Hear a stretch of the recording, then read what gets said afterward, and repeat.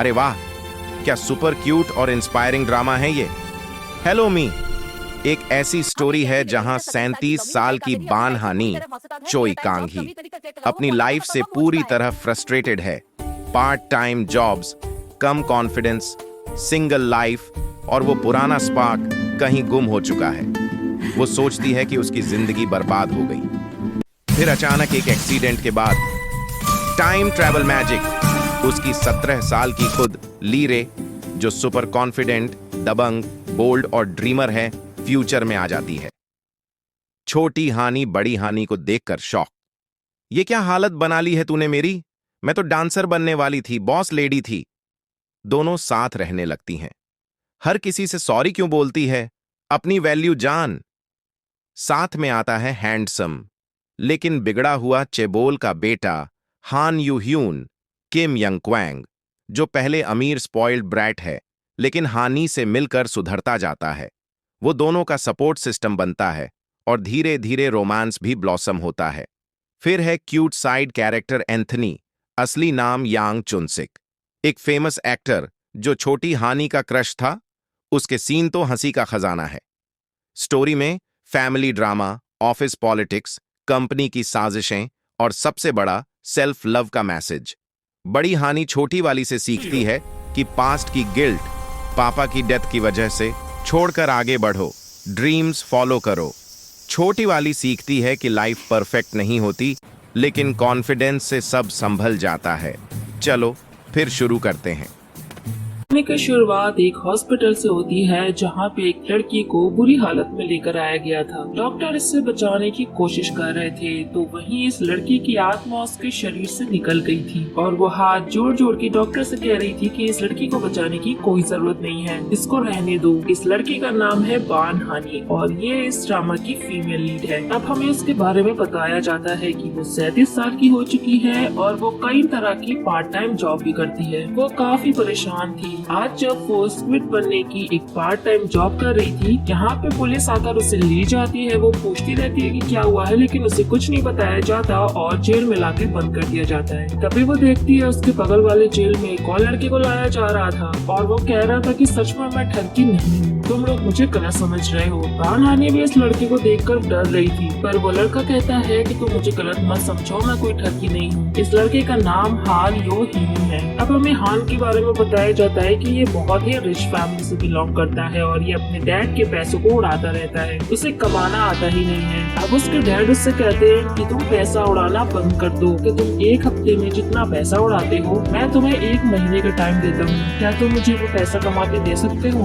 हान कहता है डैड 1 महीना देने की क्या जरूरत है, मैं तो वो पैसा आपको 1 हफ्ते में ही कमा के दे सकता हूँ। तो डैड कहते हैं अगर नहीं कमा पाए तो हान कहता है कि आप मुझे घर से बाहर निकाल देना। अब हान अपने सर्टिफिकेट लेकर निकलता है कि आज तो उसे जैसे जॉब मिल ही जाएगी लेकिन उसे कहीं काम ही नहीं मिलता। अब उसे पैसे तो कमाने थे इसलिए वो लोगों की मसाज करना शुरू कर देता है। वो तो मसाज कर करके बहुत ही ज्यादा परेशान हो गया था लेकिन यहाँ तो बहुत कम ही पैसे इकट्ठे हुए थे। अब वो जाता है अपने डैड के पास ये पैसे लेकर, मगर उसके डैड कहते हैं कि अब तुम जल्दी से अपने कपड़े निकालो और निकल जाओ यहाँ से, मैं तुम्हें ये महंगे कपड़े भी नहीं पहनने दूंगा। पर हान की बुआ रोकती है कि रहने दीजिए, वो अपने ही घर का बेटा है, लेकिन वो उनकी बात भी नहीं सुनते और हान को यहाँ से निकालते हैं। हान उनसे डर के भागता है, उसके पास आधे अधूरे कपड़े थे और जब वो रोड पे ऐसे कपड़ों में निकलता है तो पुलिस वाले उसे ठगी समझ लेते हैं और इसी वजह से वो उसे लॉकअप में डाल देते हैं। फिलहाल लॉकअप में तो बान हानी उससे डर रही थी तो हान कहता है तो डरने की जरूरत नहीं है, ये कोट बहुत ही महंगा है, मैं सच में अमीर खानदान से हूँ और कोई ठगी नहीं हूँ। अब इस पुलिस स्टेशन में स्टाइल मारते हुए एक लड़की की एंट्री होती है। इस लड़के का नाम एंथनी है और ये एक एक्टर है। बान हानी इस लड़के को देखकर पहचान गई थी। कुछ समय पहले की बात है, इस लड़के की एक मूवी की शूटिंग हो रही थी। वहाँ पे हानि भी गई हुई थी अपनी फोटोज खींचने के लिए, पर यहाँ पे इस लड़के को लगता है कि गलती से बान हानि ने उसकी टॉयलेट करते हुए फोटो खींच ली है। तभी गुस्से में उसे बान हानि का कैमरा तोड़ दिया। हानि बहुत गुस्से में आ जाती है क्योंकि वो कैमरा उसके डैड का था।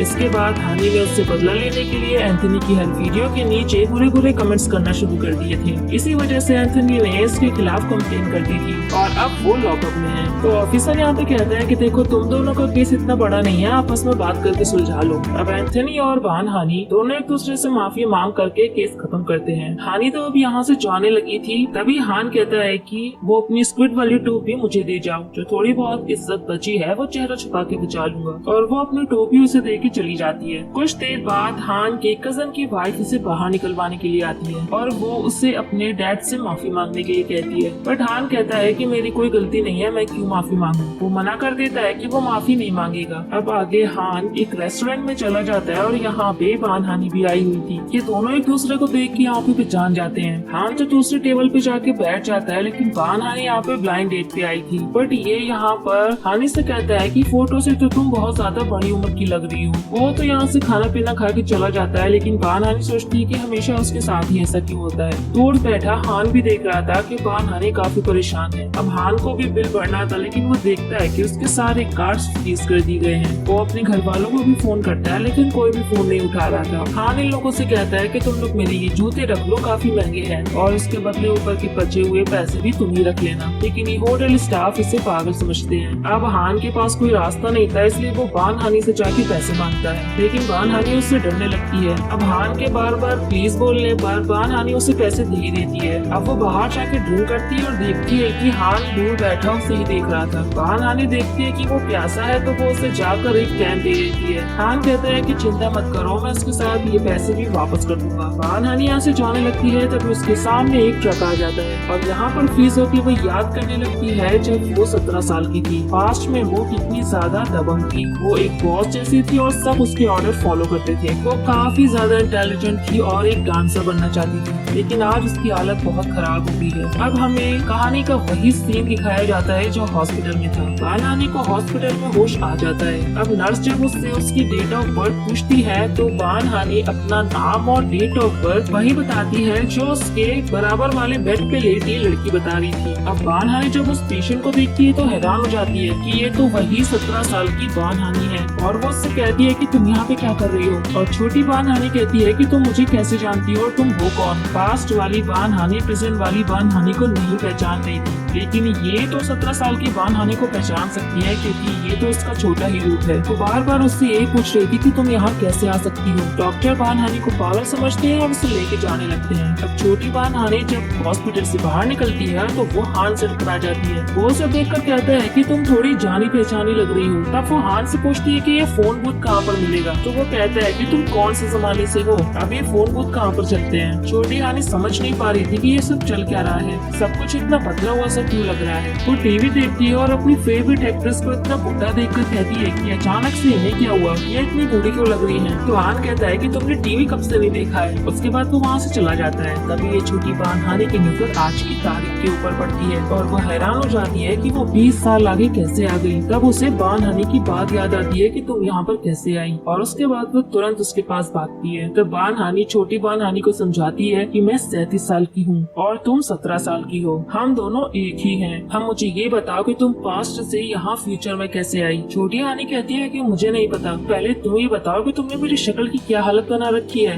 मैं जो इतनी खूबसूरत हूँ, तुमने 20 साल बाद मेरी इतनी बुरी हालत कर दी है। बान हानी कहती है कि ये सब छोड़ो, फिलहाल यहाँ से निकलते हैं। अब वो छोटी हानी को लेकर हॉस्पिटल से निकलने की कोशिश कर रही थी ताकि कोई उन्हें देख न ले, लेकिन तभी ये दोनों फिर से हान से टकरा जाते हैं। वो हानी से कहता है कि आंटी कहाँ बच के भाग रही हो, मैंने तुम्हारी जान बचाई है, देखो मेरे हाथ पे कितनी चोट भी लग गई है, तो कम से कम मुझे थोड़े पैसे तो दो ताकि मैं हॉस्पिटल का बिल भर सकूं। वो कहती है कि मैं तुम्हें पैसे दे दूंगी, पर मेरे यहाँ से निकलने में मदद करो। हान इन दोनों की मदद करा देता है। छोटी हानी तो बान हानी के साथ जाने के लिए रेडी नहीं थी, वो अलग जाने लगती है, बट यहाँ सब कुछ उसके लिए अलग था क्योंकि वो 20 साल आगे आ चुकी थी। बट जैसे तैसे बान हानी छोटी हानी को ढूंढ लेती है और फिर उसे घर ले आती है। अब छोटी हानी घर देखकर खुश होती है कि चलो शक्ल तो बिगाड़ दी है, लेकिन घर तो अच्छा बनाया है। अब जब वो चेंज करके बाहर आती है तो देखती है कि बान हानी ने काम वाली के कपड़े पहने हुए थे। वो पूछती है कि क्या कर रही हो, तो बान हानी कहती है कि अरे ये मेरा घर नहीं है, ये मेरी बड़ी बहन का घर है। तो छोटी हानी को झटका लगता है क्योंकि बचपन में तो उसकी चलती थी, उसकी बड़ी बहन की नहीं। उसकी बड़ी बहन तो उससे दब के रहती थी, लेकिन आज तो उल्टा है, उसकी बड़ी बहन ने उसे ही अपने यहाँ पे काम वाली बना के रखा है। तो छोटी हानी कहती है कि आखिर तुमने इन 20 सालों में मेरे साथ क्या किया है। तभी इनकी बड़ी बहन हायोंग यहाँ पे आने लगती है और बान हानी छोटी हानी को छुपा देती है, क्योंकि हायोंग उसे देख के पहचान जाती है। पर थोड़े ही समय बाद छोटी हानी से गड़बड़ हो जाती है, जिसकी वजह से हायोंग बान हानी को घर से बाहर निकाल देती है, सिर्फ आज रात के लिए, क्योंकि उसने उसकी गलती का पूरा इल्जाम अपने ऊपर जो ले लिया था। छोटी हानी भी बचते बचाते बाहर आती है। बड़ी हानी सोचती है कि मुझे अपने पैसे उस लड़के से वापस भी लेने हैं। इसके बाद वो हान को फोन मिलाती है, क्योंकि हान ने उसे अपना फोन नंबर दिया था और उससे कहती है कि मुझे पैसों की जरूरत है, मेरे पैसे वापस कर दो। इसके बाद हान भी अपना बोरिया बिस्तर लेके वहाँ पहुँच जाता है, लेकिन पैसे देने के लिए नहीं बल्कि वहाँ रुकने के लिए। और वो बान हानी से कहता है कि मेरे पास पैसे नहीं है, क्या मैं भी यहाँ पे रुक सकता हूँ। हान कहता है कि देखो तुम्हारी वजह से मेरा हाथ तो काम ही नहीं कर रहा है, थोड़ा तो सोचो मेरे बारे में, मुझे यहीं पर रुकने दो। बान हानी उसे अपने साथ यहाँ रुकने देती है। अब हान के यहाँ भी शहजादों वाली हरकतें शुरू हो जाती है कि सिर्फ अंडे कौन खाता है, तुम्हें तो चिकन भी मंगाना चाहिए था। छोटी हानी उसे गुस्से में घूर घूर के देख रही थी। हान कहता है कि मुझे क्यों घूर रही हो। इसके बाद वो बान हानी से पूछता है कि क्या ये लड़की हमेशा तुम्हारे साथ रहती है, ये है कौन, क्या ये तुम्हारी बेटी है या फिर तुम्हारी छोटी बहन। बान हानी कहती है कि अपने काम से काम रखो। अगले दिन जब बान हानी अपनी पार्ट टाइम जॉब पर जाती है तो पता चलता है कि उसे कंपनी से निकाल दिया गया है और उसके ऊपर इल्जाम लगाया गया है कि तुम्हारी वजह से कंपनी की काफी बदनामी हुई है, तुमने इतनी बड़ी गड़बड़ कर दी है। वो गड़बड़ बान हानी ने नहीं की थी, मगर फिर भी बेचारी बार बार माफी मांग रही थी ताकि उसे उसकी पार्ट टाइम जॉब वापस मिल जाए। जब ये सब कुछ छोटी हानी देख लेती है तो उससे देखा ही नहीं जाता। उसके बाद वो बान हानी को बहुत सुनाती है, क्या तुम्हारी कोई रिस्पेक्ट नहीं है, तुमने मेरी क्या हालत बना दी है। जरा देखो मुझे, 20 साल पहले मैं कितनी कॉन्फिडेंट थी, लेकिन अब जब से आई हूँ तब से बस यही देख रही हूँ कि हर एक से माफी मांगती रहती हूँ, भले ही गलती तुम्हारी हो या ना हो। इतना कुछ सुनने के बाद बड़ी बान हानी बोल देती है कि हाँ मैं ऐसी ही हूँ, तुम्हें कोई दिक्कत है तो तुम चली जाओ यहाँ से। दोनों झगड़ा करके एक दूसरे से दूर दूर चले जाते हैं। मगर थोड़ी देर बाद ही बड़ी बान हानी छोटी बान हानी को लेने पहुँच जाती है और उससे कहती है कि अब चलो यहाँ से, वैसे भी तुम्हें यहाँ पर कोई जानता नहीं है। तो वहीं दूसरी तरफ हान आज वो अपने डैड की कंपनी में गया था। वहाँ जा करके वो अपने कजिन से मिलता है और उससे कहता है कि मुझे यहाँ नौकरी चाहिए। अब आगे हान वो कंपनी के बाहर खड़ा हुआ था, तभी उसके डैड उसे देखकर पूछते हैं कि नालायक यहाँ पर क्या कर रहे हो। तब हान कहता है कि क्यों डैड, क्या आपको लगता है कि ये जमीन आपकी है, मैं यहाँ पे टहलने के लिए आया हूँ, यहाँ टहल भी नहीं सकता क्या। तब उसके डैड कहते हैं कि हाँ ये जमीन भी मेरी ही है, यहाँ पर तुम टहल नहीं सकते। तो हान कहता है कि जाइए अपना काम कीजिए और मुझे भी अपनी जॉब पे जाना है, मेरी नौकरी जो लग गई है। वो अपने डैड को बड़े ही रौब से बताकर यहाँ से निकल जाता है और उसके डैड उसके जाने के बाद हंसने लगते हैं कि नालायक कभी नहीं सुधरेगा। तो वहीं दूसरी तरफ ये दोनों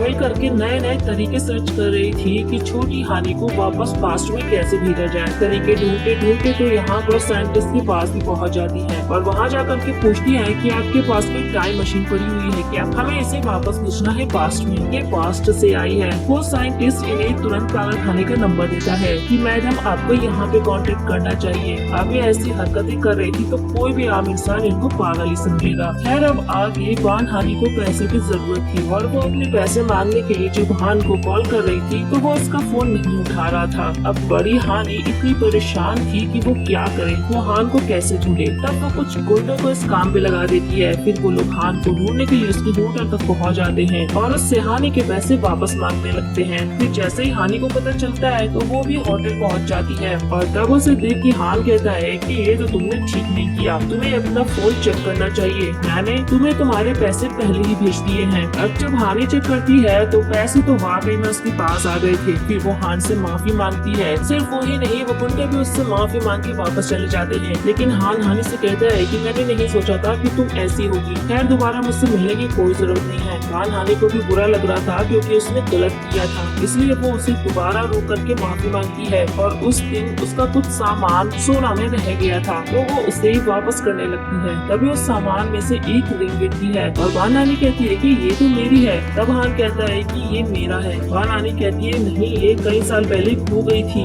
ये तो मेरे डैड ने मुझे दी थी। अब हान याद करता है कि कई साल पहले बान हानि ने उसे कुछ लड़कों से बचाया था और उसी टाइम बान हानि की वो रिंग वहीं पर गिर गई थी। हान ने जब उससे उसका नाम पूछा था तब बान हानी ने कहा था कि मैं सुपर हीरो हूँ। अब वो बान हानी से कहता है कि तुम ये रख सकती हो, अब मैंने तुम्हारा की रिंग ढूंढा है तो तुम्हें भी मुझे ट्रीट देनी पड़ेगी, हम दोबारा मिल सकते हैं। अब आगे हम देखते हैं कि बान हानी डिसाइड करती है कि अब वो नारेबाजी करके ही अपनी जॉब वापस लेगी। अब वो जहाँ काम करती थी उसी कंपनी के हेडक्वार्टर्स के बाहर जा करके डांस करके प्रोटेस्ट करने लगती है। उसके साथ में छोटी हानी भी थी। असल में ये कंपनी किसी और की नहीं बल्कि हान के डैड की ही थी। अब वहीं जब हान के डैड खाना खाने के लिए जाते हैं तो एक असिस्टेंट उससे बोलता है कि बस कीजिए और कितना लेंगे, अब आपकी उम्र हो चुकी है। अब वो देखते हैं कि ये असिस्टेंट है कौन, तो वो देखते हैं कि ये तो उन्हीं का बेटा हान है। वो उससे पूछते हैं कि तुम यहाँ कर क्या रहे हो। अब वो कहता है कि मेरे पास इतने सारे सर्टिफिकेट्स हैं तो यहाँ तो मुझे एक असिस्टेंट की जॉब मिली गई। वो उससे कहते हैं कि चले जाओ यहाँ से, तुमसे ये काम नहीं होगा। वो कहता है कि डैड आप मुझे कभी कोई काम करने क्यों नहीं देते हैं। तो उसके डैड कहते हैं कि अगर तुम 100 दिन भी यहाँ पे काम करते हुए टिक गए तो मैं तुम्हें घर वापस बुला लूंगा। हान कहता है डैड अब कह दिया है तो मुकरिएगा मत अपनी बात से। दूसरी तरफ बान हानी बहुत ज्यादा खुश थी क्योंकि वो किसी के सामने झुकी नहीं थी बल्कि अपने हक के लिए लड़ रही थी। इसी वजह से वो नाचते गाते छोटी हानी के साथ घर पहुँच जाती है और वहाँ उसकी बहन इन दोनों को साथ में देख लेती है। बान हानी भूल गई थी कि उसे छोटी हानी को छुपाना था। बान हानी उससे कहती है कि मैं तुम्हें सब समझाती हूँ, लेकिन यहाँ पर तो उसकी बहन कुछ और ही समझ जाती है। वो कहती है कि तुमने सबसे कैसे छुपाया कि तुम्हारी इतनी बड़ी बेटी है। बान हानी को तो समझ ही नहीं आ रहा था कि उसे क्या बोलना है, लेकिन छोटी हानी बोलने लगती है कि आंटी मेरी मॉम को माफ कर दीजिए, हमने आपको कुछ भी नहीं बताया। बान हानी हैरान हो जाती है कि आखिर ये चल क्या रहा है। हानी की बड़ी बहन कहती है कि मैं मॉम को कुछ नहीं बताऊंगी, लेकिन तुम दोनों मेरे घर में नहीं रह सकती हो, निकल जाओ यहाँ से। बान हानी तो मान जाती है, लेकिन छोटी हानी इतनी शांति से चुप रहने वाली नहीं थी। वो सीधे जाती है अपनी बड़ी बहन के पास और कहती है कि आंटी मैं और मेरी मॉम तो यहाँ से चले जाएंगे, लेकिन मेरी मॉम ने जो यहाँ इतने साल तक बर्तन मांजे हैं और पोछा लगाया है उसके पैसे कौन देगा। और वैसे एक और बात आंटी भूलो मत कि आप 20 से टकली हो, ये बात किसी को पता नहीं है, तो अब आप हिसाब बराबर कर दीजिए, हम यहाँ से चले जाएंगे। उसके बाद बड़ी बहन दोनों को मिलने बुलाती है और पैसे देकर कहती है कि अब हिसाब बराबर हुआ तो अब मेरी नजरों से दूर चली जाना। तो बान हानी कहती है कि नहीं हमें पैसों की जरूरत नहीं है, लेकिन जब वो अमाउंट देखती है तो वो खुशी से नाचने ही लगती है क्योंकि वो अमाउंट काफी ज्यादा था, इतना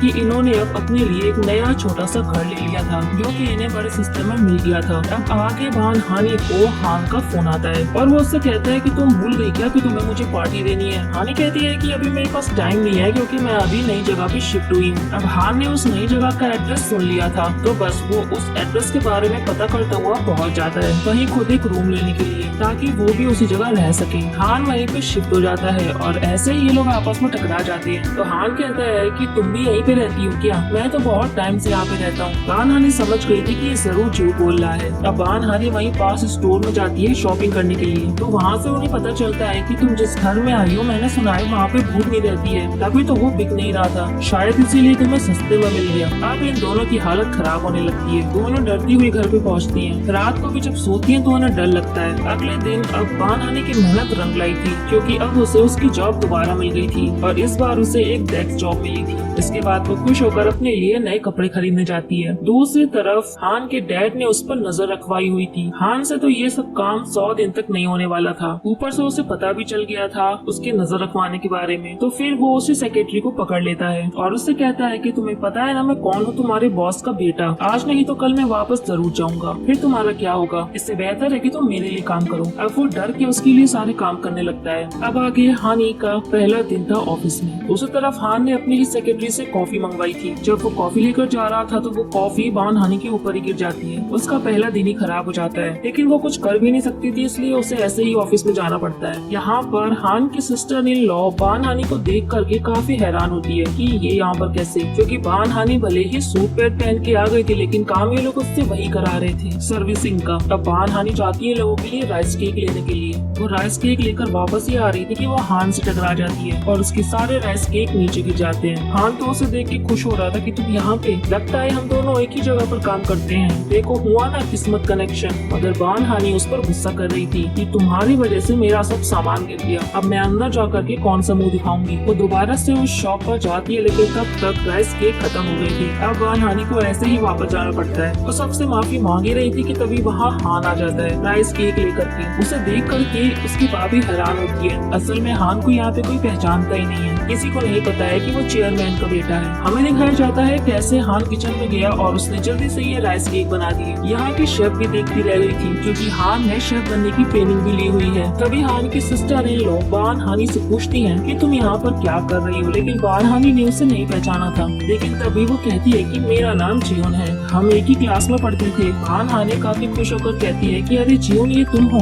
लेकिन जियोन बान हानी को देख करके बिल्कुल खुश नहीं हुई थी, बल्कि वो तो उससे ये पूछना चाहती थी कि तुम हान को कैसे जानती हो। वो कहती है कि उस लड़के ने तो मुझसे पैसे उधार लिए थे, बस इसलिए जानती हूँ। जियोन समझ जाती है कि बान हानी को नहीं पता है कि हान इसी कंपनी के चेयरमैन का बेटा है। अब हम देखते हैं कि फिर से छोटी हानी ने मुसीबत खड़ी कर दी थी, जिसकी वजह से उसकी बड़ी बहन बान हानी के पास आ जाती है और कहती है कि तुम दोनों मुझे तंग करना बंद क्यों नहीं कर देती। तुम्हें पता है ना कि मुझे तुम क्यों पसंद नहीं हो, क्योंकि 20 साल पहले डैड हमें हमेशा के लिए छोड़ के चले गए थे और वजह तुम थी। अब बान हानी याद करती है कि 20 साल पहले उसने जिद की थी कि उसे एक ऑडिशन में जाना है, लेकिन उसी दिन उसे बचाते वक्त उसके डैड की डेथ हो गई थी। बान हानी ये सब कुछ याद करके काफी ज्यादा रो रही थी। अगले दिन ऑफिस में जब बान हानी बाकी एम्प्लॉयज के साथ कैंटीन में खाना खाने के लिए जा रही थी, तभी हान जानबूझ के बान हानी को ज्यादा खाना दे रहा था कि तुम ये खा लो, तुम्हें ये भी खाना चाहिए। सभी लोगों से देख के हैरान हो रहे थे कि आखिर वो उसे इतना खाना क्यों दे रहा है। अब दूसरी तरफ हमें एंथनी को दिखाया जाता है। असल में वो अपने पहले प्यार को ढूंढ रहा है और वो लड़की उसे कहीं मिल नहीं रही है। अब आगे बान हानी को ऑफिस के काम से कहीं जाना था, लेकिन उसे कोई टैक्सी ही नहीं मिल रही थी। हान ये देख लेता है और अपने डैड की सेक्रेटरी से कार का इंतजाम कराता है और उससे कहता है कि तुम्हें कहाँ जाना है, चलो मैं तुम्हारी मदद कर देता हूँ। और कोई ऑप्शन ना होने की वजह से वो हान की कार में बैठ जाती है। आगे वो उसके काम में मदद भी करता है। अब वापस आके वो उससे पूछता है कि मैंने सुना था कि वो लड़की जो तुम्हारे साथ घूमती रहती है वो तुम्हें उस दिन मॉम बुला रही थी, क्या वो वाकई में तुम्हारी बेटी है? ये तो बताओ कि तुम्हारा हस्बैंड कहाँ है, मैंने उसे कहीं नहीं देखा। बान हानी कहती है कि हाँ वो मेरी बेटी है और बाकी तुम्हें कुछ जानने की जरूरत नहीं है। अब घर पे रात को बान हानी और छोटी हानी दोनों ही डरने लगती है क्योंकि घर में से अजीब अजीब सी आवाजें आ रही थी। वो यहाँ किसी को जानती भी नहीं थी, इसलिए वो जाके हान को बुला लेती है कि जल्दी चल के देखो घर से कोई आवाजें आ रही हैं। तो हान भी आ जाता है घर चेक करने के लिए, लेकिन यहाँ पे इन्हें कोई भी नहीं मिलता है। इसके बाद हान हानी से कहता है कि बहुत ठंड हो रही है, इसीलिए गर्म कपड़े पहना करो वरना ठंड लग जाएगी तुम्हें, और मैं चलता हूँ, तुम्हें फिर से कोई आवाज आए तो मुझे बुला लेना, फिलहाल तो कोई नहीं है। खैर अब अगले दिन ऑफिस में बान हानी का टीम डिनर था।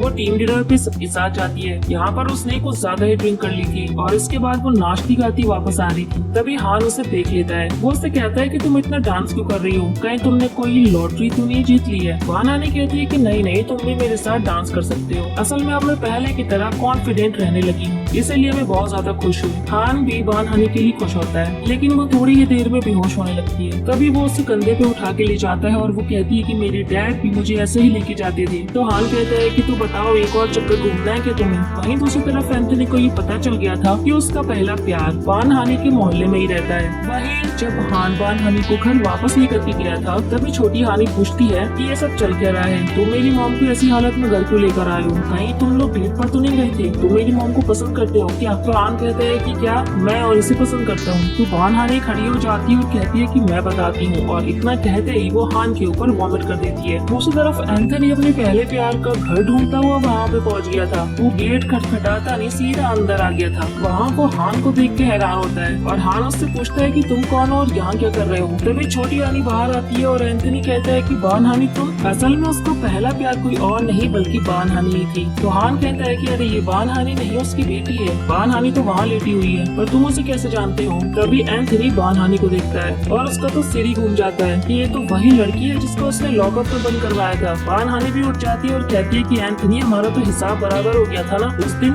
इसके बाद तो वो सीधे उसके मुंह के ऊपर कुल्लाई कर देती है। उसको तो चक्कर ही आने लगते हैं कि ये सब क्या देख लिया। उसकी बचपन वाली बान हानी को आज क्या हो गया है? वो तो सपने में वापस ही चला जाता है। वहीं छोटी हानी हान को ट्रैक सूट ला करके देती है। हान कहता है कि तुम्हारी मॉम की वजह से मेरा महंगा सूट खराब हो गया है, उसे ड्राई क्लीन करा करके वापस दे देना। वैसे वो लड़का तुम्हारी मॉम को कैसे जानता है? बान हानी कहती है अच्छा एंथनी वो तो मेरे साथ स्कूल में पढ़ता था। हान कहता है क्या? हान हैरान होता है। तो वो कहती है मेरा मतलब है मेरी मॉम के साथ स्कूल में पढ़ता था। तो हान कहता है वैसे तुम सच में अपनी मॉम की तरह दिखती हो। तो हान कहता है कि मैं भी बचपन में एक बार उससे मिला हूँ। हानी पूछती है कब? तो वो बताता है कि एक बार उसने मेरी जान बचाई थी और कहा था कि वो सुपर हीरो है। तो छोटी हानी कहती है अच्छा तुम वो ही रोने वाले लड़के हो। हान कहता है कि तुम्हें कैसे पता। तो छोटी हानि कहती है कि कुछ दिन पहले मॉम ने ही इस बारे में बताया था, अब तुम जाओ यहाँ से। अगले सुबह जब बान हानि उठती है तो छोटी हानि उसकी क्लास ले रही थी कि ये सब चल क्या रहा है, तुम उस हान को डेट कर रही हो क्या? बान हानि कहती है ऐसा कुछ नहीं है, लेकिन तभी उनके गेट पे कोई आता है और ये कोई और नहीं एंथनी था। वो इन्हें पैसों का लिफाफा देने आया था। उसे देखकर वो जाने लगता है। बान हानि पूछती है कि आखिर हमें ये पैसे देकर क्यों जा रहा है? तो छोटी हानि कहती है कि ये वही पागल है जो स्कूल टाइम में मेरे पीछे पड़ा हुआ था। अब बान हानि पहचान जाती है एंथनी को और वो तुरंत जाकर उसे पैसों का एनवेलप वापस करती है कि हमें ये नहीं चाहिए, तुम आखिर होते कौन हो मुझे पैसे देने वाले? तब एंथनी कहता है कि मैं समझ सकता हूँ कि तुम दोनों को ऐसे रहने में दिक्कत होती होगी, लेकिन वो उसे पैसे देकर वापस चली जाती है। अब आगे एंथनी जब कपड़े खरीदने जाता है तो शोरूम के बाहर उसे हान मिलता है। वो हान से पूछता है कि वो उस दिन बान हानि के घर पे क्या कर रहा था, क्या वो उसका हस्बैंड है? तब हान कहता है कि ये मैं तुम्हें क्यों बताऊं, मुझे नहीं बताना। लेकिन एंथनी कहता है शायद तुम्हें पता नहीं है, स्कूल टाइम में मेरा और बान हानि का चक्कर चल रहा था। हान पूछता है कैसा चक्कर? तो एंथनी कहता है ये मैं तुम्हें क्यों बताऊं, और ये कह के निकल जाता है। तो दोनों ही एक दूसरे के बारे में सोच के परेशान थे। अब आगे हान को पता चलता है कि उसके डैड ने उसके अकाउंट को ही फ्रीज करा दिया था।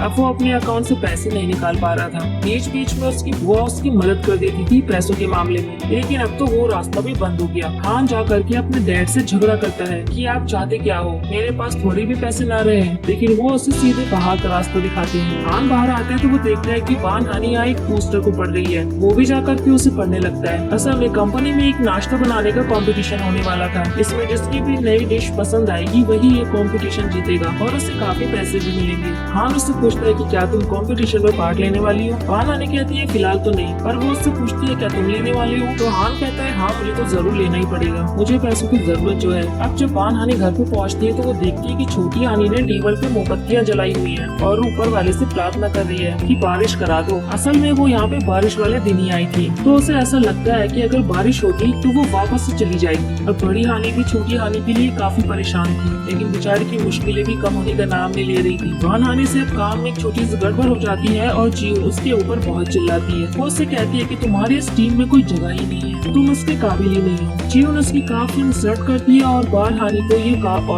को ये काफी बुरा लगता है। अब उसने हान की मदद लेकर के ये प्रॉब्लम तो सॉल्व कर दी थी, लेकिन अब वो भी दिखाना चाहती थी कि उसकी भी कोई जगह है, इसलिए वो उस कंपटीशन में पार्ट लेना चाहती थी और उसने जीवन को कह दिया था कि वो इसमें जीत करके अपनी वैल्यू साबित कर देगी। दूसरी तरफ चेयरमैन देखते हैं कि आज उनके ऑफिस से उनकी चेयर तो गायब है। फिर उन्हें पता चलता है कि उनकी चेयर तो उनका बेटा हान अपने किचन में ले गया है। हान उस चेयर के ऊपर बैठा अपनी सेक्रेटरी से कह रहा था कि अब तुम देखो मैं कैसे उससे बदला लेता हूँ, अब से तू और मैं एक टीम है और हम कंपटीशन में जीत करके दिखाएंगे और अपने डैड को रोड पे ले आऊंगा, ये सब कुछ बहुत जल्द मेरा होगा। दूर से चेयरमैन उसकी नौटंकी देख के परेशान हो रहे थे। अब आगे बान हानि हान को जा करके शुक्रिया बोलती है आज उसकी मदद करने के लिए और फिर उसे डिनर पे ले जाती है और यहाँ पे बान हानि उसे बताती है कि वो भी उस कंपटीशन में पार्ट लेने वाली है। फिर वो उससे पूछती है कि क्या तुम मेरी टीम बनोगे? हान तो सोच में पड़ जाता है कि बान हानि तो सामने से टीम बनने के लिए सोच रही है, पर मैंने तो 3 से 4 लोगों को बता दिया कि मैं उनकी टीम बन करके उन्हें कंपटीशन में जिता दूंगा। लेकिन वो बान हानि से कहता है कि तुम चिंता मत करो, अब से हम दोनों एक टीम है और हम ये कंपटीशन जीतेंगे। और बाकी सब लोगों को मैसेज कर देता है कि अब से मैं तुम्हारी टीम नहीं हूँ, अब तुम लोग अपना अपना देख लो। अब घर लौटते वक्त तो हान बान हानि से पूछ ही लेता है कि तुम्हारा उस एंथनी के साथ कोई चक्कर था क्या? लेकिन बान हानि कहती है कि नहीं, मेरा उस एंथनी के साथ कोई भी चक्कर नहीं था। अब ये जानने के बाद तो हान बहुत ही खुश होता है। अब अगले दिन बान हानि को पनिशमेंट में वॉलंटियर सर्विस देने के लिए जाना था। उसने जो एंथनी के खिलाफ कमेंट्स किए थे उसी के चक्कर में उसे पनिशमेंट मिली थी। अब बान हानि छोटी हानि को भी अपने साथ ले जाती है। जब ये लोग सर्विस देने के लिए जाते हैं तो देखते हैं कि हान भी यहाँ पर आया हुआ है। हानि उससे पूछती है कि तुम यहाँ पे क्या कर रहे हो? हान यहाँ पे याद करता है कि जब एंथनी ने कहा था कि उसके और बान हानि के बीच में चक्कर चल रहा था तो जेलसी में उसने भी बुरे बुरे कमेंट्स किए थे और उसी की सजा उसे भी मिल गई। लेकिन बान हानि को वो कुछ नहीं बताता, बस बान हानि को वो इतना कहता है कि गलतियाँ किससे नहीं होती है, मैं भी पनिशमेंट की वजह से यहाँ पर हूँ। बल्कि हान के साथ साथ तो एंथनी भी यहाँ पर आया हुआ था। हान को काम करता हुआ देख करके एंथनी को बड़ा अच्छा लग रहा था। अपनी पनिशमेंट पूरी करने के बाद अब रात को ये सभी डिनर करने के लिए साथ में बैठते हैं। एंथनी को यहाँ पर खाना बहुत अच्छा लगता है। अब कुछ देर बाद को देखते हैं कि क्लीनर आकर के कहती है कि तुम में से टॉयलेट कौन गया था? पूरी टॉयलेट जाम करके आया है। हमें पता चलता है कि ये सब तो एंथनी ने किया था क्योंकि उसी ने इतना सारा खाना ठूस ठूस के जो खाया था और उसी की वजह से टॉयलेट जाम हो गई थी। तब सब उसके खिलाफ बुरे बुरे कमेंट्स करने लगे थे, लेकिन तभी बान हानि बोलती है कि टॉयलेट मैं गई थी और मेरी वजह से ये टॉयलेट जाम हुई है। इसके बाद तो एंथनी उसको प्यार भरी नजरों से देखता ही रहता है। इसके बाद एंथनी बान हानि से कहता कहता है कि चलो मैं तुम्हें घर छोड़ दूंगा, लेकिन हान भी यहाँ पे जानबूझ के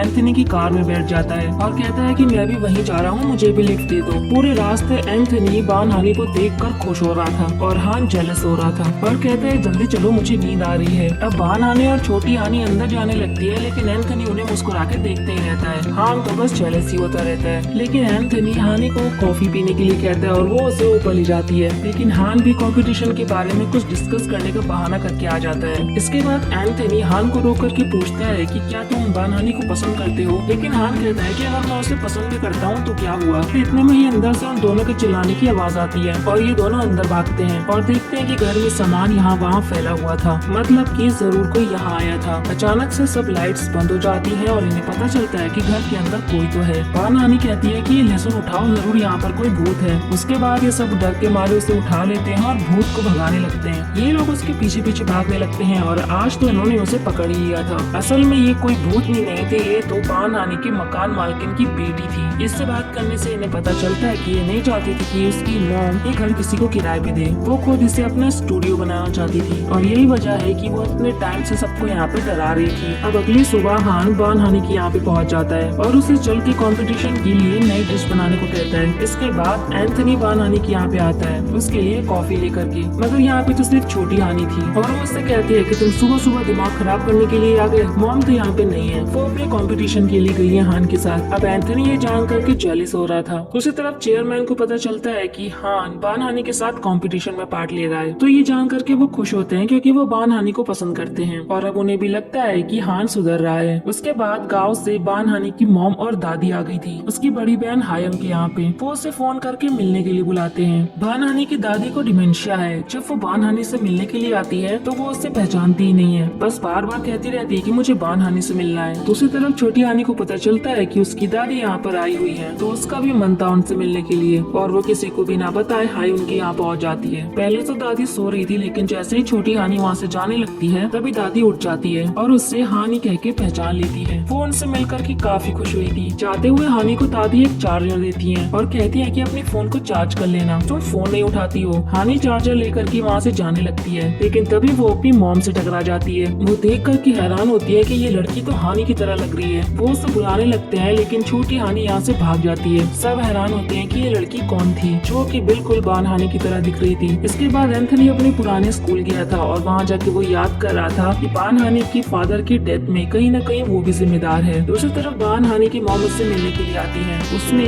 छोटी हानी को तो छुपा दिया था, लेकिन उसकी मॉम पूछती है कि मैंने तुम्हारे जैसे दिखने वाली लड़की को घर पर देखा था, आखिर वो है कौन। बान हानी बहाना बनाती है कि वो तो मेरे दोस्त की बेटी है, वो बस थोड़ी बहुत ही मेरी तरह दिखती है। फिलहाल तो उसकी मॉम ने इस बात पे यकीन कर लिया था। इसके बाद छोटी हानी बान हानी को बताती है कि दादी ने मुझे इस पुराने फोन का चार्जर दिया है, क्योंकि छोटी हानी जब पास्ट से आई थी तो वो अपने साथ अपना पुराना फोन लेकर के भी आई थी, जो कि काफी टाइम से बंद पड़ा हुआ था क्योंकि उसका चार्जर इनके पास नहीं था। अब ये लोग उस फोन को चार्जिंग पे लगा देते हैं। छोटी हानी उससे पूछती है कि मैंने सबको तो देख लिया, लेकिन डैड कहाँ पे है। उसको तो क्योंकि पता ही नहीं था उसके डैड की डेथ हो गई थी, लेकिन बान हानी झूठ बोल देती है कि डैड तो बाहर काम करते हैं, इसलिए वो बहुत कम आते हैं। दूसरी तरफ हम चेयरमैन को देखते हैं जो कि डॉक्टर से बात कर रहे थे। डॉक्टर उनसे कह रहा था कि आपको अपनी फैमिली को बता देना चाहिए कि आपकी आंखों की कंडीशन ठीक नहीं है, बहुत जल्द आपको कुछ दिखाई नहीं देगा। अब अगले दिन का सीन देखते हैं। बान हानी देखती है कि छोटी हानी सुबह सुबह कहीं जा रही है, तो पूछने पर छोटी हानी उसे बताती है कि उसने एंथनी के साथ एक कॉन्ट्रैक्ट साइन किया है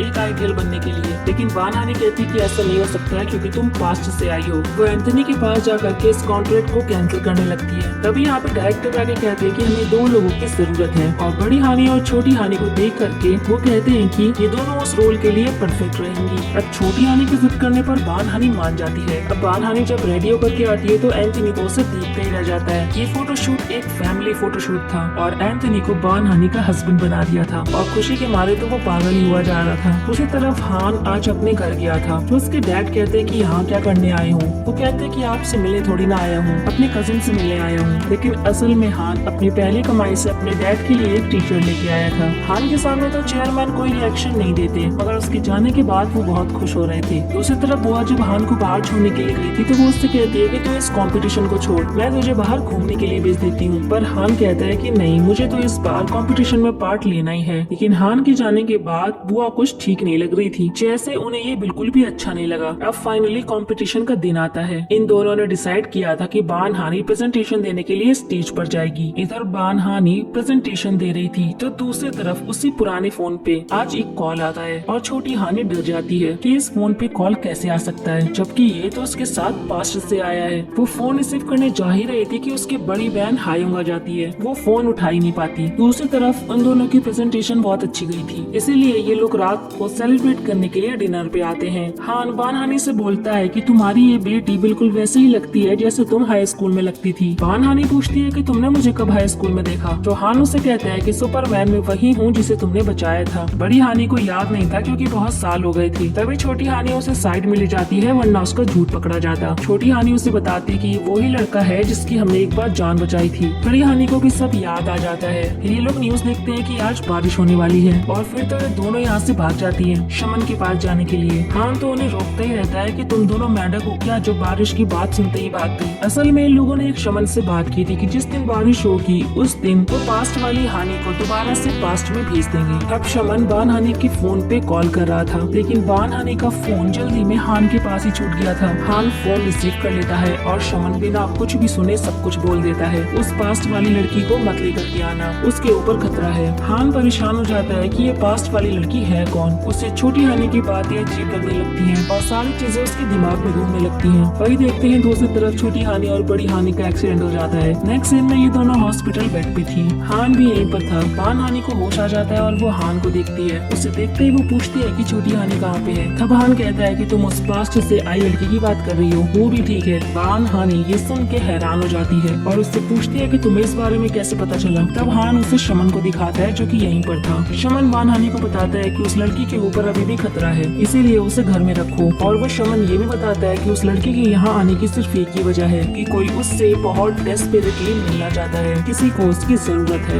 अब बान हानि हान का शुक्रिया बोलती है आज फिर से उसकी मदद करने के लिए। तब हान कहते हैं कि तुम अपना ध्यान रखो, मैं किसी को इस बारे में नहीं बताऊंगा क्योंकि कोई भी मेरी बात पे विश्वास करेगा भी नहीं। अब दूसरी तरफ चेयरमैन ने अपनी इस बीमारी के बारे में अपनी बहन के बेटे डोयंग को बता दिया था और उससे कहा था कि तुम इस बारे में किसी को भी नहीं बताओगे, हान को भी नहीं। दूसरी तरफ हायुन छोटी हानि के बारे में सोच रही थी कि मुझे नहीं लगता कि वो बान हानि की बेटी है, तो आखिर वो है कौन। अब बान हानि ने छोटी हानि को भी बता दिया था कि हान को सब कुछ पता चल गया है। दूसरी तरफ हम देखते हैं कि हान के डैड का वो सेक्रेटरी जो हान की बात मानना था, वो तो हान की बुआ के साथ मिला हुआ था। उसकी बुआ कुछ तो प्लानिंग कर रही थी। वो अपनी डॉटर इन लॉ जीवन के पास भी जाती है। वो उसे डराते हुए कहती है कि तुम्हें मेरा एक काम करना पड़ेगा। अब जीवन को हम रात को ऑफिस में देखते हैं। वो बान हानि के कंप्यूटर में कुछ तो करने आई थी। अब बान हानि अगले सुबह ऑफिस आती है और यहाँ पे आके वो सुनती है कि उसकी और हान की टीम कंपटीशन जीत गई है। वो खुशी मना ही रही थी कि इतने में इन्वेस्टिगेशन टीम आती है और उससे कहती है कि तुम्हारा आइडिया चोरी का था। वो लोग उसे इन्वेस्टिगेशन के लिए ले जाते हैं और वो लोग हान को भी इन्वेस्टिगेशन के लिए ले जाते हैं। दोनों से एक एक करके पूछताछ होती है। ये दोनों अपनी सफाई देने की कोशिश कर रहे थे। अभी दोनों बाहर आते हैं तो हान बान हानि को घबराया हुआ देख करके कहता है कि तुम्हें चिंता करने की जरूरत नहीं है, जब हम दोनों ठीक है तो हमारे साथ कुछ भी गलत नहीं हो सकता। तब बान हानि जब अपने घर आती है तो देखती है कि छोटी हानि घर पे नहीं थी और उसे हर जगह ढूंढने लगती है। उसे छोटी हानि कहीं भी नहीं मिलती, लेकिन जब वो वापस आती है तो वो देखती है कि वो तो घर पर बैठ करके ही नूडल्स खा रही थी। यहाँ बड़ी हानि उसे डांटती है कि जब मैंने मना किया तो तुम कहीं बाहर नहीं जा सकती। तो यहाँ पे इन दोनों के बीच में लड़ाई होने लगती है। बड़ी हानि अब बाहर चली जाती है। दूसरी तरफ हान सबूत ढूंढ रहा था कि उसने और बान हानि ने कोई भी आइडिया नहीं चुराया है। अब उसे अपनी बुआ को लेकर के भी कुछ शक होता है और फिर वो अपने सेक्रेटरी से ही पूछता है कि क्या तुम्हें लगता है कि इन सबके पीछे मेरी बुआ का हाथ है। उसको तो कोई आइडिया ही नहीं था कि सेक्रेटरी भी उसके साथ मिला हुआ है। दूसरी तरफ डोयंग को भी पता चल जाता है कि उसकी मॉम इन सब में मिली हुई है। वो उनसे पूछता है कि आप हान के साथ ऐसा क्यों कर रही हैं। वो कहती है कि मैंने ही उनके आइडिया को चुरा करके दूसरी कंपनी को दिया था। वैसे भी चेयरमैन बहुत जल्दी ही अंधे होने वाले हैं और उसके बाद कंपनी किसे संभाल रही है, आखिरकार मुझे ही। डोयंग को यहाँ पे सब समझ में आ जाता है कि उसकी मॉम के इरादे क्या हैं। डोयंग कहता है कि मैं अभी जा करके आपको सच सबको बताता हूँ। उसके बाद वो उसे उसी दिन की रिकॉर्डिंग दिखाती है जब जीहुन बान हानि के कंप्यूटर में कुछ कर रही थी। वो कहती है कि ये मैंने नहीं किया तो तुम्हारी वाइफ नहीं है। दूसरी तरफ जीहुन बान हानि से मिलने के लिए उसके घर गई थी। वो छोटी हानि से भी मिलती है और छोटी हानि तो उससे मिलकर कुछ ज्यादा ही खुश थी क्योंकि वो दोनों पहले दोस्त जो थी। जीहुन कहती है कि तुम्हारी बेटी तो बिल्कुल तुम्हारी जैसी है, ऐसा लग रहा है मैं तुमसे ही बात कर रही हूँ। यहाँ इन दोनों के बीच में जो बचपन में गलतफहमी हुई थी वो भी दूर हो जाती है। हमें पता चलता है कि उस रात जीहुन ने बान हानि के कंप्यूटर में कुछ गड़बड़ की ही नहीं थी। अब हान अपने भाई डोयंग से मिलने के लिए गया था और उससे कहता है कि मुझे लगता है कि इन सबके पीछे बुआ का ही हाथ है। तो डोयंग उससे सबूत मांगता है। इसके बाद डोयंग अपनी मॉम के पास जाकर कहता है कि मैं आपके साथ हूँ। असल में डोयंग अपनी वाइफ से बहुत प्यार करता है और उससे बचाना चाहता है, इसीलिए वो अपनी मॉम का साथ देने के लिए भी रेडी हो गया। दूसरी तरफ छोटी हानि और बड़ी हानि जब अपने घर पे वापस पहुंचती हैं तो पहले से ही इनकी मॉम वहाँ पे बैठी हुई थी और आज वो इन दोनों को साथ में देख लेती है और फिर वो उनसे पूछने लगती है कि आखिरकार ये लड़की है कौन। तो छोटी हानि को पकड़ के पूछने लगती है कि तुम कौन हो। छोटी हानि रोते हुए उन्हें मॉम बुलाती है। पीछे से हायोंग भी आ गई थी और उसने भी ये सब सुन लिया था। हायोंग कहती है कि ऐसा कैसे हो सकता है, मुझे तो यकीन ही नहीं हो रहा है। अब बान हानि ने अपनी मॉम और हायोंग को सब कुछ बता दिया था कि ये लड़की बान हानि ही है जो पास्ट से आई है। जब उसकी मॉम कहती है कि हाँ ये मेरी ही बेटी है, क्या मैं अपनी बेटी को नहीं पहचानूंगी, तो रोती हुई छोटी हानि को शांत कराती है। उसी तरह बुआ ने कंपनी में जो कुछ भी चल रहा था उसे जानबूझ करके न्यूज चैनल पे टेलीकास्ट करवा दिया था और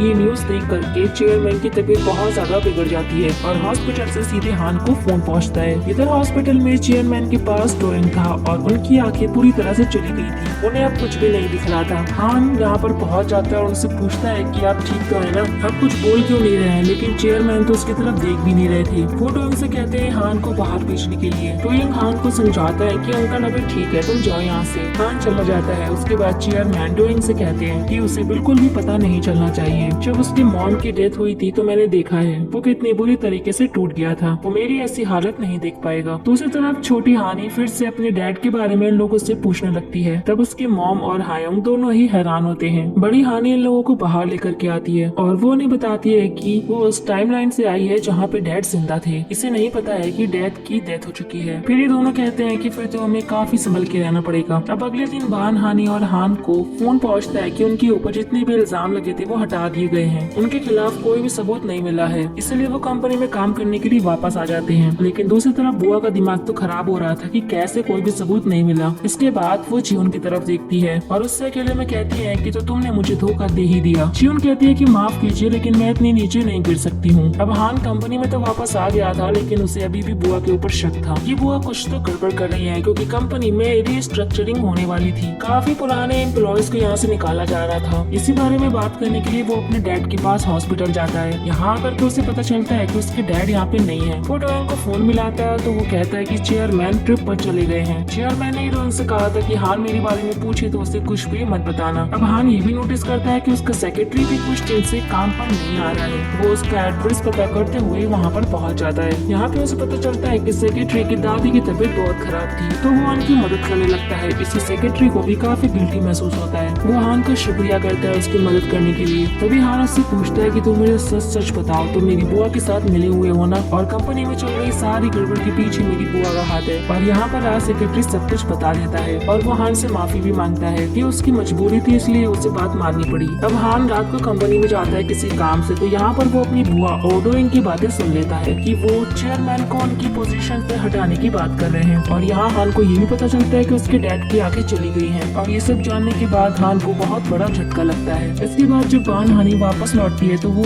अपने घर के बाहर हान को देखती है और उससे पूछती है कि तुम यहाँ बाहर क्यों खड़े हो। बान हानि उसे अंदर ले आती है और आज हान बान हानि को उसके नाम से बुलाता है और कहता है कि मैं तुम्हें कैसा लगता हूँ, क्या मैं अच्छा इंसान हूँ। बान हानि कहती है कि हाँ तुम बहुत अच्छे इंसान हो। हान कहता है कि अगर मैं वैसा इंसान नहीं हुआ जैसा तुम मुझे समझ रही हो तो प्लीज मुझसे नफरत मत करना, मैं बुरा नहीं हूँ। अगले दिन हान डोएंग की कार का पीछा करता है ये देखने के लिए कि उसके डैड कहाँ पर है। हान दूर से ही अपने डैड को देख करके काफी इमोशनल हो रहा था कि उसके डैड कितनी तकलीफ में है। दूसरी तरफ हम देखते हैं कि बुआ ने शेयर होल्डर्स की मीटिंग रखी थी और वो रीस्ट्रक्चरिंग के प्लान को आज पास करवाने वाली थी। और तभी यहाँ पे हान एंट्री लेता है और आकर के कहता है कि मैं इसके खिलाफ हूँ। लेकिन बुआ कहती है कि तुम सिर्फ चेयरमैन की बेटी हो, तुम यहाँ पर वोट नहीं दे सकते। लेकिन तभी पीछे से चेयरमैन भी आते हैं और कहते हैं कि मैं भी इसके खिलाफ हूँ, यहाँ कुछ भी ऐसा नहीं होने वाला है। वो सबको यहाँ से जाने के लिए कह देते हैं। अब हम पिछला सीन देखते हैं कि हान अपने डैड के पास गया था और रोते हुए कह रहा था कि आप ऐसा कैसे कर सकते हैं, मुझे और बाकी एम्प्लॉयज को काम से कैसे निकाल सकते हैं। तब चेयरमैन कहते हैं कि कौन किसे निकाल रहा है, तुम ये क्या बकवास कर रहे हो। तब हान यहाँ पे उन्हें सब कुछ बता देता है और वो ये भी कहता है कि हाँ मुझे ये भी पता है कि आपकी आंखें चली गई हैं और आपने इतनी बड़ी बात अपने बेटे से छुपा कर रखी। आपको क्या लगता है कि मैं आपका साथ नहीं दूंगा, मैं हमेशा आपके साथ हूँ। वो अपने डैड का हाथ पकड़ के रोने लगता है। तभी चेयरमैन भी उसे शांत कराने लगते हैं। फिर हम उसे सीन पे आते हैं। बुआ अपने भाई के ऊपर चिल्ला रही थी कि आप मेरे साथ ऐसा कैसे कर सकते हैं, मैंने इस कंपनी के लिए बहुत कुछ किया है तो मैं ये कंपनी लेकर के ही रहूंगी। अब पूरी कंपनी में ये बात पता चल जाती है कि रीस्ट्रक्चरिंग नहीं होने वाली है क्योंकि चेयरमैन का बेटा यहाँ पे आ गया है। सब लोग ये जानना चाहते थे कि चेयरमैन का बेटा है कौन। सब लोग देखते हैं कि चेयरमैन को उनका बेटा लेकर के आ रहा है और ये कोई और नहीं था, ये हान था जो उन्हीं के बीच में काम कर रहा था। बान हानी ये देख करके हैरान होती है और इससे तो यकीन ही नहीं हो रहा था। वो जा करके जियोन से पूछती है कि क्या ये सच है, तो जियोन कहती है कि हाँ ये सच है, हान हमारी ही फैमिली का मेंबर है और चेयरमैन का बेटा। बान हानी यकीन नहीं कर रही थी कि कल तक वो उससे थोड़े से पैसे मांग रहा था, वो इतनी बड़ी कंपनी के चेयरमैन का बेटा है। अब हान बान हानी के घर पे आता है और वो उससे पूछती है कि क्या तुम मेरे साथ कोई मजाक कर रहे हो। वो उससे कहता है कि ये कोई मजाक नहीं है, ये सच है। ऐसी कई और भी चीजें हैं जो मैं तुम्हें अभी नहीं बता सकता, लेकिन तुम मुझ पे विश्वास रखो, मैं जल्दी तुम्हें सब कुछ बता दूंगा। दूसरी तरफ वो अभी शांत रहने वाली नहीं थी, उन्होंने फिर से शेयर होल्डर्स की मीटिंग बुलाई थी। अब तो चेयरमैन को दिख ही नहीं रहा है तो वो कंपनी कैसे संभालेंगे। वो चेयरमैन को उनकी पोजीशन से हटाना चाहती थी। हान को पता चलता है तो वो अपने डैड के मैनेजर से बात करता है कि मुझे अब क्या करना चाहिए। वो उसे कहता है कि तुम्हें जा करके बाकी शेयर होल्डर्स से बात करनी होगी कि वो तुम्हारा साथ दे। अब हान बान हानी के पास जा करके सब कुछ बता देता है कि कंपनी में क्या कुछ चल रहा है और उसे शेयर होल्डर्स को मनाना है। बान हानी उसकी मदद करने के लिए मान जाती है। इसके बाद वो कंपनी में सारे एम्प्लॉयज का एक ग्रुप बनाती है और सबको पूरी सिचुएशन समझा देती है।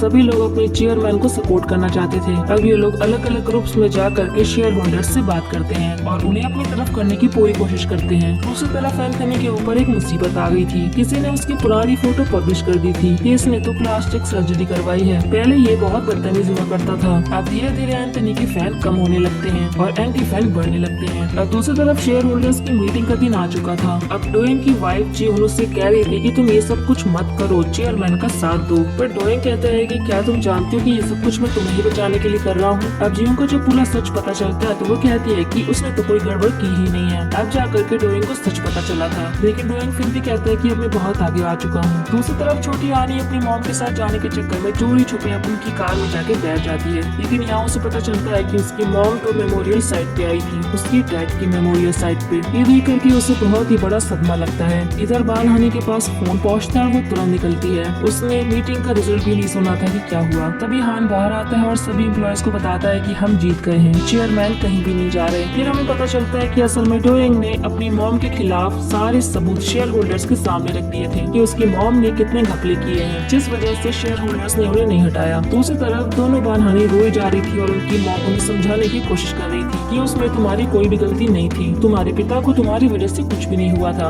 वो बड़ी बान हानी से भी माफी मांगती कि आज तक मैंने तुमसे ये बात नहीं कही। अब बान हानी वापस से कंपनी आती है और वहाँ पे आके उसे पता चलता है कि चेयरमैन को नहीं निकाला गया। वो हान को कॉन्ग्रेचुलेशंस बोलती है। अब रात को ये दोनों वापस आ गए थे, हान भी उसके घर आ गया था। अब बान हानी के उस पुराने फोन में आज फिर से कॉल आती है। बान हानी जब उस फोन को उठाती है तो सामने से उसके डैड बोल रहे थे। हान हैरान होकर पूछता है कि तुमने कहा था कि तुम्हारे डैड इस दुनिया में नहीं है, तो फिर फोन किसका आया है। बान हानी उसे शांत करवाती है। बान हानी के डैड उससे कहते हैं कि पास्ट से आई हानी के पास अब ज्यादा समय नहीं बचा है, कोई भी रास्ता ढूंढ करके तुम्हें उसे वापस भेजना होगा। अब बड़ी हानी छोटी हानी को ये सब कुछ बता देती है और ये सब लोग मिल करके उस शमन के पास जाते हैं। शमन कहता है कि उसके पास सिर्फ 7 दिन ही बचे हैं, उससे पहले ही उसे वापस जाना होगा। दूसरी तरफ एंथनी मीडिया के सामने जा करके सारे इल्जामों को एक्सेप्ट करता है और फिर सबके सामने माफी मांगता है। इसके बाद वो बान हानी के पास भी जाता है और उससे कहता है कि मुझे तुम्हें एक बात बतानी है। उस टाइम हाई स्कूल में जब तुमने मुझे रिजेक्ट किया था, तब उस समय मैंने तुम्हारे डैड को बताया था कि तुम ऑडिशन देने जा रही हो, और उसी दिन जब वो तुम्हें रोकने के लिए जा रहे थे तब उनका एक्सीडेंट हुआ था। इसमें सब गलती मेरी है, मैं ही जिम्मेदार हूँ। बान हानी कहती है कि नहीं, इसमें तुम्हारी गलती नहीं है, मेरी मॉम ने मुझे समझाया है, जो होना था वो हो गया, इसमें किसी की कोई गलती नहीं है, तुम्हें खुद को गलत मानने की जरूरत नहीं है। एंथनी कहता है कि तुम सच में बहुत अच्छी हो और फिर वो चला जाता है। अब देखते हैं कि छोटी हानी के पास सिर्फ 2 ही दिन बचे थे और वापस जाने का रास्ता भी नहीं था, लेकिन आज छोटी हानी के सपने में उसके डैड आते हैं और वो वही जगह देखती है जहाँ उसके डैड ने पहली बार कैमरा खरीदा था। पास में एक टनल थी, शायद यही वो रास्ता था।